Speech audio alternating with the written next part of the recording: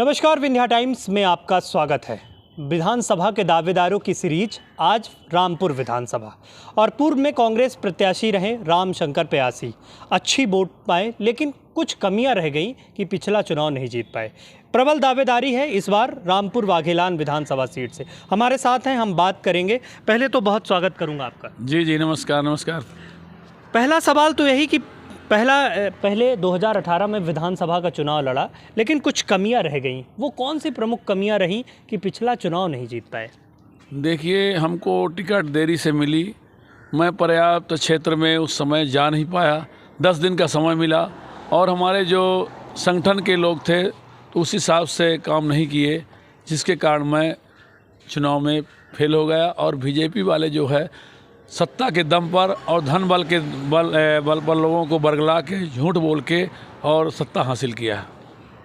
क्योंकि अब विधानसभा चुनाव को बहुत कम समय बचा है, किस तरह की तैयारियां क्षेत्र में, क्योंकि आप एक्टिव दिखते हैं, तो तैयारियां किस तरह है? और क्षेत्र में माहौल की अगर बात करें, कांग्रेस के पक्ष में कैसे देखते हैं? इस बार तो देखिए, मैं जब से चुनाव हारा हूँ तो पूरा निरंतर क्षेत्र में घूमता रहा, क्षेत्र की हर समस्याओं को उठाता रहा, हर क्षेत्र के लोगों के सुख दुख में मैं शामिल रहा। इस बार पूरे क्षेत्र में, पूरे मध्य प्रदेश में कांग्रेस का माहौल है। लोगों के मन में उत्साह है कि हम इस बार बदलाव करेंगे और कांग्रेस पार्टी की सरकार ले आएंगे। कांग्रेस के प्रत्याशियों के लिए एक बड़ी चुनौती हो जाती है, आपके लिए भी, क्योंकि गुटबाजी बहुत देखने को मिलती है। विधानसभा के जब चुनाव आते हैं तो आपसी गुटबाजी, मतभेद खुलकर सामने आने लगते हैं। ये एक चुनौती मानते हैं? देखिए, थोड़ा बहुत होता है। टिकट कई लोग मांगते हैं, जिनको टिकट नहीं मिलता तो उनके मन में थोड़ा सा तकलीफ होती है, तो हर दल में होता है, ये चलता है, इससे बहुत फर्क नहीं पड़ता है। ठीक है। आपके यहाँ से विधायक हैं विक्रम सिंह, लगातार अब एक्टिव होते हैं और लगातार ये दावा करते हैं कि तमाम विकास कार्यों को लेकर पूरे रामपुर विधानसभा में, क्या मानते हैं इन 5 सालों में विकास कार्य हुए क्या? उन्होंने कोई विकास नहीं किया क्षेत्र में, अपना स्वयं का विकास किया, विधायक निधि का बंदरबाट किया, स्वच्छानुदान का बंदरबाट अपने लोगों को अपने उपयोग में काम किया। उन्होंने नगर पालिका के अध्यक्ष रहे पिछले बार, उसका पूरा पैसा उन्होंने खाया और अभी भी जो विधायक निधि का है उसका दुरुपयोग कर रहे हैं। खरीदी केंद्र सब अपने चहेते लोगों को, अपने सजाती लोगों को काम किया है। क्षेत्र में उन्होंने कोई काम नहीं किया। क्षेत्र में ज्यों की त्यों समस्या बनी हुई है। हमारे क्षेत्र का लोग, युवा हमारा बेरोजगार है। क्षेत्र में पानी की समस्या, सड़क की समस्या, स्कूल कॉलेज की समस्या, कई समस्याएं जो पिछले कई सालों से समस्या आज भी वही समस्या है। उन्होंने कोई कार्य नहीं किया। लेकिन पूरे विधानसभा में जब मुद्दों की बात होती है तो वो कौन से प्रमुख मुद्दे हैं जिनको लेकर आप जनता के बीच जाएंगे, और वो कौन से विकास कार्य हैं जो इन 5 सालों में प्रमुख तौर पे आप मानते हैं कि होना चाहिए था लेकिन हो नहीं पाए? देखिए, हमारी क्षेत्र की सबसे बड़ी समस्या है हमारा युवा तबका। कम से कम 25-30 हज़ार के लड़के हमारे क्षेत्र के युवा बेरोजगार घूम रहे हैं। इन्होंने कहा था, बीजेपी वाले बोलते थे, जब हमारी सरकार आएगी तो हम 2 करोड़ लोगों को रोजगार देंगे। जब ये विधायक सांसद बन जाते हैं तो केवल अपना विकास करते हैं, जनता से कोई लेना देना नहीं है। हमारे क्षेत्र में 3 फैक्ट्रियां हैं, लेकिन हमारे क्षेत्र के युवाओं को, जो हमारा लोकल क्षेत्रीय युवा है, उनको एक भी रोज़गार नहीं मिला। वो अपना स्वयं का पेट भर रहे हैं, अपना स्वयं का काम करा रहे हैं, अपना कमीशन ले रहे हैं, उनसे कोई लेना देना नहीं है। युवा बेरोजगार है और सड़कें नहीं हैं, बिजली की समस्या, ट्रांसफार्मर यहाँ जले हुए हैं, लोड की कमी है और पानी की समस्या है। हमारे दक्षिणी क्षेत्र में वाटर लेवल इतना डाउन है कि जनवरी से पानी ही नहीं मिलता पीने के लिए। तो पानी की समस्या, सड़क की समस्या और बेरोजगारी और कॉलेज की समस्या है हमारे यहाँ। ना टेक्निकल कॉलेज नहीं है, कॉलेज नहीं है। आज सोच लीजिए कि हर विधानसभा क्षेत्रों में पढ़ाई के लिए व्यवस्था, कॉलेज खुले, लेकिन रामपुर में आज तक कोई कॉलेज नहीं खुला। अभी खुला भी है तो केवल कला संकाय है ना। हमारी यहाँ की लड़कियाँ बेचारे घर में बैठी रहती हैं, संकोच, कुछ गाँव में संकोच मर्यादाएँ भी होती है। 30-40 किलोमीटर कहाँ उनके पास पर्याप्त साधन भी नहीं है कि अपने साधन से चले जाएँ। सतना में रहना है, रीवा में रहना है तो वहाँ पैसा लगेगा, कमरा लेना पड़ेगा, तो बेचारी उस प्रकार से विकास भी नहीं है कि लोग पढ़ सकें। इसलिए हमारे यहाँ शिक्षा का बहुत बड़ा अभाव है। ये एक प्रमुख तौर पे जो क्षेत्र में निकल के आ रहा है, बीजेपी ने अभी लाडली बहना योजना लॉन्च की, 1,000 रुपये लोगों के खाते में आ गए। क्या क्षेत्र में इसका करण देखने को आपको मिल रहा है? देखिए, इस बार पूरे प्रदेश में लोग ये बीजेपी से बहुत असंतुष्ट है। लोगों का मन में है कि इस बार हम सत्ता परिवर्तन करेंगे। जब शिवराज सिंह को पता चला कि इस बार हम बुरी तरह से हार रहे हैं, तो वो जैसे उनका झूठ बोलने की मशीन है शिवराज सिंह। जैसे चुनाव आता है तो घोषणाएं पर घोषणाएं, घोषणाएं पर घोषणाएं बोल रहे हैं, हम हमारे बहनों को 1000 देंगे और हम पंचायती राज के और आपके महापौर को, जिला पंचायत, जनपद सरपंचों को हम मानदेय बढ़ाएंगे। अभी तक 20 सालों में उन्होंने कुछ नहीं किया, न लाडली बहनों को किया, न बेरोजगारों को किया, न किसी को किया।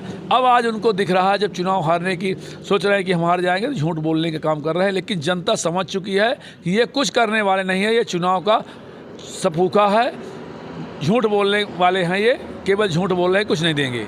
इसलिए कोई फर्क नहीं है इसका। जब कांग्रेस पार्टी ने कहा कि हम 1500 रुपये महीना देंगे, 100 यूनिट बिजली फ्री देंगे, किसानों का कर्जा माफ़ करेंगे और हम 500 रुपये में सिलेंडर देंगे, तब इन्होंने कहा कि हम 1000 रुपये देंगे। और जल्दी जल्दी में इन्होंने अभी कर्जा लेके, आपको मालूम है कि आज जो बच्चा पेट में है उसके भी, वो भी आज 50,000 कर्जदार है। हालांकि रामशंकर जी, लोकतंत्र में जातिगत का कोई बहुत महत्व नहीं होता, लेकिन अगर आपको जातिगत समीकरण की बात करें तो रामपुर विधानसभा में जातिगत समीकरणों में आप अपने आप को कहाँ पा रहे हैं?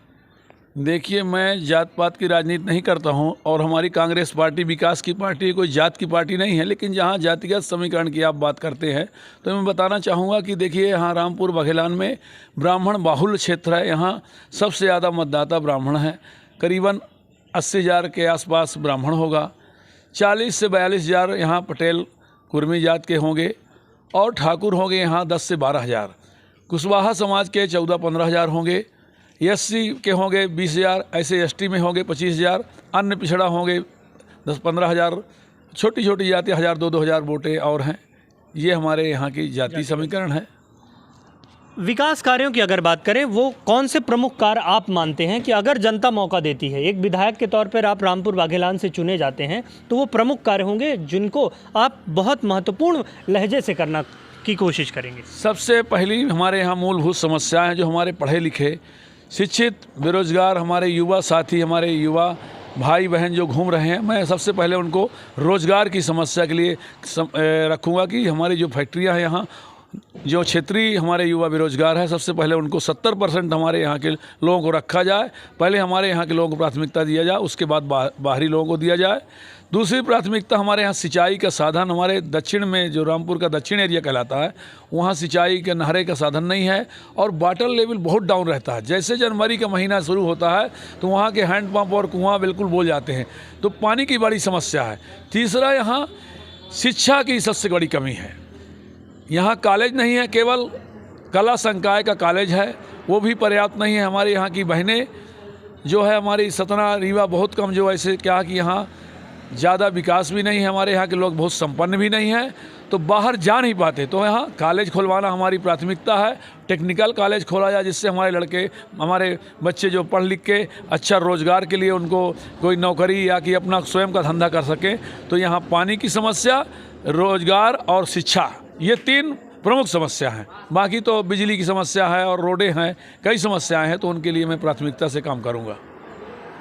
अंतिम सवाल की ओर जाते हैं। एक यहाँ बड़ा कारण ये है कि लंबे समय से भारतीय जनता पार्टी यहाँ चुनाव जीतती आ रही है। कांग्रेस भी कई बार जो 66 सीटों की एक पूरे प्रदेश में जो लगातार सीटें हार रही, उसमें रामपुर को भी शामिल किया, क्योंकि रामपुर से लगातार कांग्रेस को हार सामना करना पड़ता है। इसका प्रमुख कारण क्या मानते हैं कि क्यों हार रही है? इसका प्रमुख कारण देखिए क्या है कि एक तो यहाँ देरी से टिकट बांटी जाती है और दोबारा जिसको एक बार टिकट दी जाती, दोबारा कभी रिपीट नहीं की जाती। देखिए, वो 5 साल जब तैयारी करता है तो उसको जब क्षेत्र में जो लोग जानने लगते हैं, दोबारा उसको मौका नहीं दिया जाता। जैसे मेरे को 43,000 वोट मिली, यदि इस बार टिकट देंगे, मैं हर गांव-गांव, गली-गली, घर-घर गया, हर समस्या आवाज़ उठाया 5 साल, इस बार देंगे, मैं चुनाव डंके के चोट में जीतूँगा।